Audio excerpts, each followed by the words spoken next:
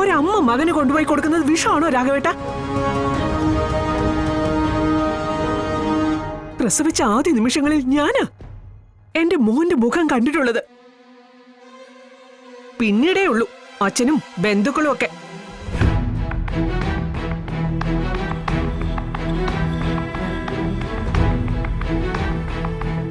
ശരീരം പൊട്ടി വേദന അനുഭവിച്ച ഒരമ്മയും സ്വന്തം മോന് വിഷം കൊടുക്കില്ല.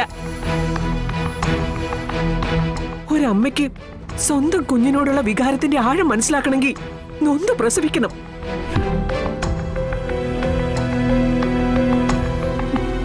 ഒരാണിന് അതെത്ര പറഞ്ഞാലും മനസ്സിലാവില്ല. അതിപ്പോ സ്വന്തം അച്ഛനായാലും അതങ്ങനെ തന്നെയാ.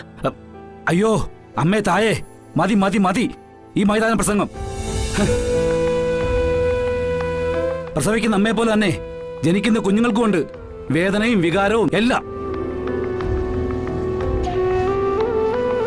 10 മാസം ചുമന്ന് പ്രസവിച്ചെന്ന് പറഞ്ഞേ അത് പറഞ്ഞ് സ്ഥാപിക്കാനുള്ളതല്ല, പ്രവൃത്തി കാണിക്കാനുള്ളതാ.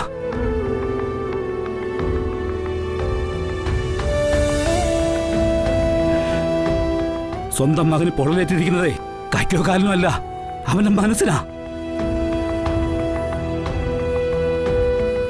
അത് ചെയ്തിരിക്കുന്നത് നീയും. അവന്റെ സ്വന്തം ഭാര്യയാ അവനിൽ നിന്ന് പിടിച്ചെടുത്ത് പുറത്തേക്ക് എറിഞ്ഞേക്കുന്നത്.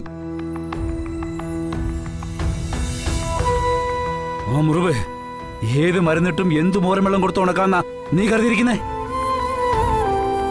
അവനെ നീ നൊന്തു പ്രസവിച്ച പോലെ ഈ നെഞ്ചിലും തോളിലിട്ട് വളർത്തിയ ഈ അച്ഛൻ ചോദിക്കും ചോദ്യ, നീ ഉത്തരം പറഞ്ഞാ മതി.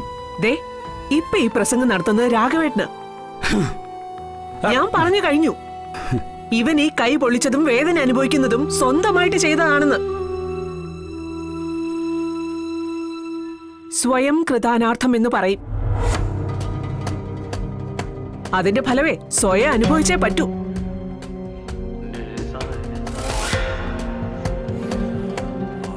പിന്നെ ഇവന്റെ ഭാര്യയുടെ കാര്യം, അത് ഞാനിവിടുന്ന് ഇറക്കി വിട്ടവളല്ല.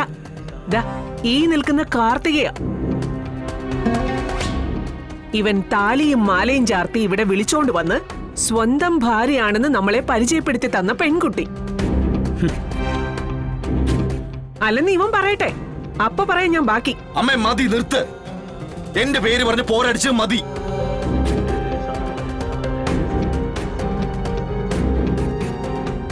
അമ്മ പറഞ്ഞത് ശരി തന്നെയാ, ഞാൻ സ്വയം ചെയ്തു വെച്ച പ്രവൃത്തിയാ. അമ്മ പറഞ്ഞതുപോലെ സ്വയം കൃതാനാർത്ഥം. അതിന്റെ വേദനയും കഷ്ടപ്പാടും ഞാൻ തന്നെ അനുഭവിച്ചോളാം.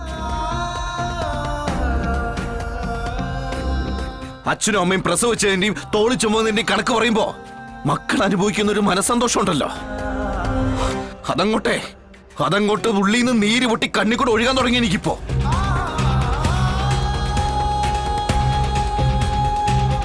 രണ്ടുപേരോട് ഒരുപാട് നന്ദിയുണ്ട്. എന്നെ ജനിപ്പിച്ചതിനും ഊട്ടി വളർത്തിയതിനും ഉടുപ്പും പഠിപ്പും എല്ലാം തന്നതിനും. ഇനി ഞാൻ അങ്ങോട്ട് സ്വയം ജീവിക്കാൻ പോവാ. ഉപകാരത്തിനും ഉപദ്രവത്തിനും വരരുത്.